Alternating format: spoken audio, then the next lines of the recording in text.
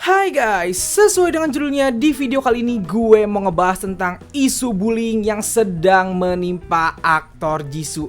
Yap, aktor Jisoo ya guys, bukan Jisoo Blackpink. Dan kasus ini lagi rame banget diperbincangkan di portal berita K-pop maupun K-drama. Dan please, gue minta kalian untuk menonton video ini sampai habis, karena di akhir video nanti akan ada sebuah pertanyaan besar yang ingin gue tanyakan ke kalian terkait dengan kasusnya Jisoo ini. So, please tonton video ini sampai habis, oke? Pertama-tama, mari gue jelaskan sedikit tentang kasus bullying yang menimpa aktor Jisoo ini. For your information, sekarang itu Jisoo seharusnya sedang main drama. Yap, dramanya dia tuh lagi ongoing di KBS kalau nggak salah, yang judulnya River Where the Moon Rises bersama aktris Kim So Hyun gitu. Dan dramanya sebenarnya ratingnya juga lagi bagus dan lagi tayang. Tiba-tiba tanggal 2 Maret kemarin, isu bullying ini pertama kali merebak. Yap, ada seseorang yang mengaku sebagai teman SMP Jisoo dan mengaku telah dibully oleh Jisoo saat SMP. Nih, gua kasih tahu gak tanggung-tanggung guys. Dia bilang bahwa Jisoo ini bukan cuman pembuli, tapi Jisoo ini adalah bagian dari geng preman sekolah. Jisoo ini adalah perokok yang rokoknya selalu uangnya minta sama temannya yang lain gitu. Dan katanya Jisoo itu tidak segan-segan untuk memukul maupun menginjak. Ini bukan menginjak istilah ya, bukan menginjak-injak orang atau menginjak-injak harga diri. Ini literally menginjak orang. Dia tidak segan-segan melakukan kekerasan kepada teman-temannya di SMP. Dan waktu berita ini keluar, tentunya banyak sekali yang tidak percaya gitu. Seperti biasa, para fans pada bilang, wah ini ada lagi nih pengalihan isu. Ini yang gue paling sedih. Gue berkali-kali bilang di video gue gitu, kalau ini nih bukan pengalihan isu. Kasus bullying ini dimulai dari atlet voli yang ketahuan ngebully dan akhirnya mereka ngaku, dan akhirnya masyarakat Korea ini kayak punya momen untuk speak up gitu. Akhirnya semuanya speak up. Jadi ini bukan pengalihan isu, ini beneran orang-orang yang speak up karena dia ngerasa pernah dibully. Walaupun beberapa diantaranya memang cuman dibuat-buat gitu, cuman buat ikut-ikutan doang. Tapi banyak diantaranya yang memang bener-bener pernah dibully sama public figure gitu guys. Jadi ini bukan pengalihan isu ya. Dan orang yang menyepil Jisoo tadi itu bilang bahwa Jisoo ini bener-bener parah SMP-nya gitu. Nah, seperti yang tadi gue bilang, saat OP ini pertama kali menyebarkan isu ini, banyak yang gak percaya. Tentunya gue pun gak langsung percaya, karena ya gimana, kita kan gak tahu si OP ini siapa. Siapa tahu hanya orang yang ingin menjatuhkan Jisoo gitu. Dan kita menunggu konfirmasi tentunya dari agensinya Jisoo nih, KIS Entertainment gitu. Dan setelah keluar pernyataan dari KIS, ternyata pernyataannya juga masih ambigu. Mereka masih berusaha mencari kecocokan cerita sama si OP ini gitu. Dan lama-kelamaan isunya terus merebak dan bertambah guys. Ini yang paling parah. Ternyata ada lagi orang yang bilang bahwa Jisoo itu waktu SMP itu tidak segan-segan untuk membolos dan melakukan hubungan intim di toilet sekolah. Gila. Dan yang terparah, katanya Jisoo ini pernah ngumpulin teman-teman laki-lakinya, terus ngelakuin hal-hal berbau kekerasan seksual itu ke teman perempuannya di depan rame-rame gitu. Bahkan katanya direkam gitu, dan rekamannya disebarin ke teman-temannya. Lu kalau baca itu agak-agak serem deh untuk dilakukan sama anak SMP. Bukan agak, emang serem banget untuk dilakukan sama anak SMP gitu. Dan akhirnya setelah isu lanjutan ini tersebar, banyak banget hal-hal yang lebih negatif lagi menimpa aktor Jisoo ini. Dan sampai akhirnya dramanya yang harusnya lagi syuting sekarang itu batal syuting gitu. Di stop dulu syutingnya karena merasa kasus ini serius gitu. Sampai akhirnya guys, hari ini Jisoo mengakui telah melakukan kekerasan semasa sekolah,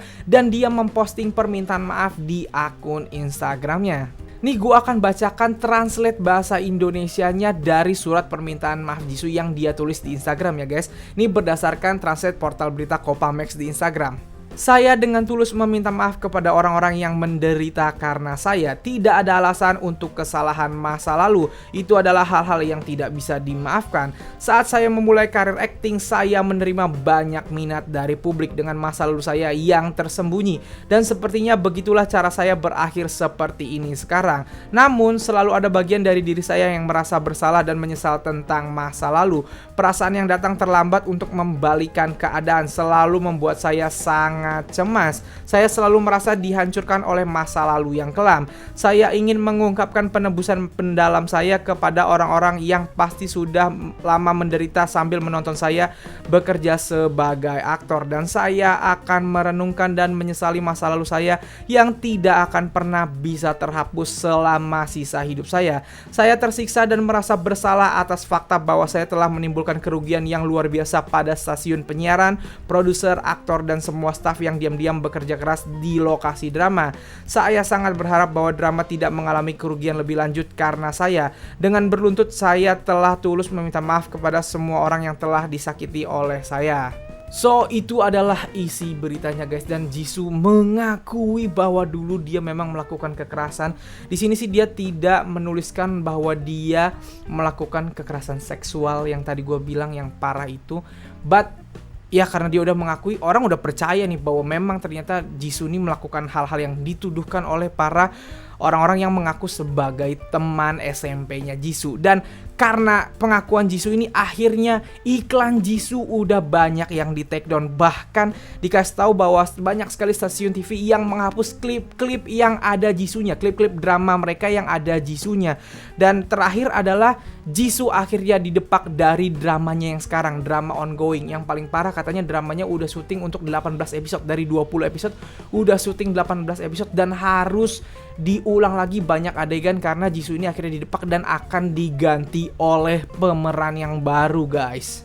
Oke, sekarang mari kita masuk ke pembahasan yang sesungguhnya. Let's be honest ya guys, gue yakin kalau lo adalah pencinta drama Korea, lo pasti kenal sama Jisoo karena dia adalah aktor yang dikenal sebagai duta sad boy karena peran-perannya yang sering sekali sebagai second lead yang apa ya, yang karakternya akhirnya ngenes alias gak dapet pemeran utamanya gitu, selalu jadi orang yang mengalah kan.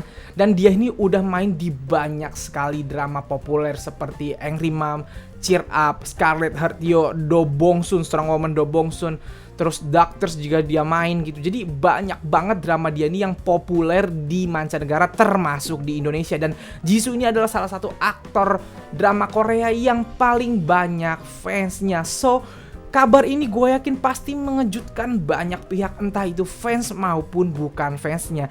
Cuman gue cukup sedih dengan tanggapan orang-orang terhadap berita Jisoo ini.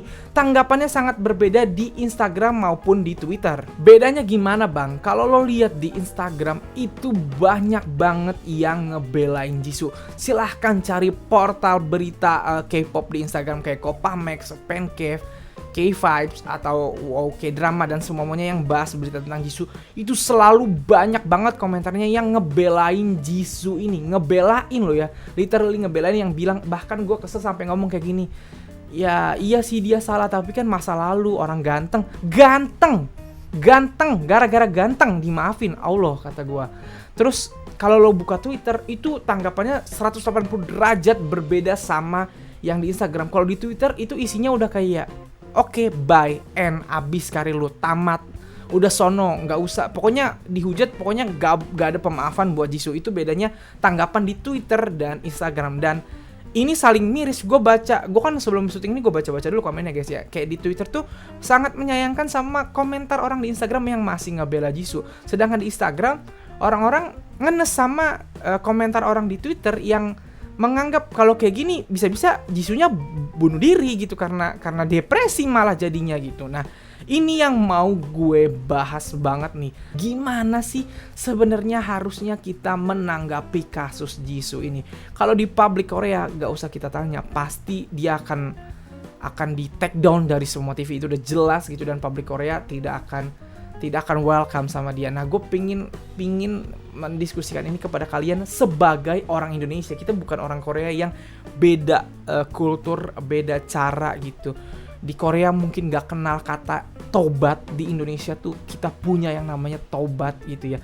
Jadi mari diskusikan. Nih gue akan kasih premisnya dulu ke kalian. Mari kita berpikir dengan bijak ya guys, dengan hati dan logika yang jernih, oke? Jisoo sudah melakukan kekerasan, sudah melakukan bullying yang bisa dibilang sangat parah untuk ukuran anak SMP.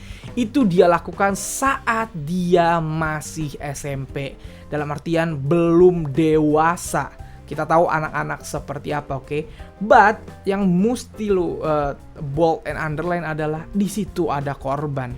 Dan korban itu akan merasakan trauma yang mendalam. Kalau memang benar semua yang dituduhkan ke Jisoo itu gitu, berarti korbannya, gue nggak kebayang korbannya akan seperti apa gitu.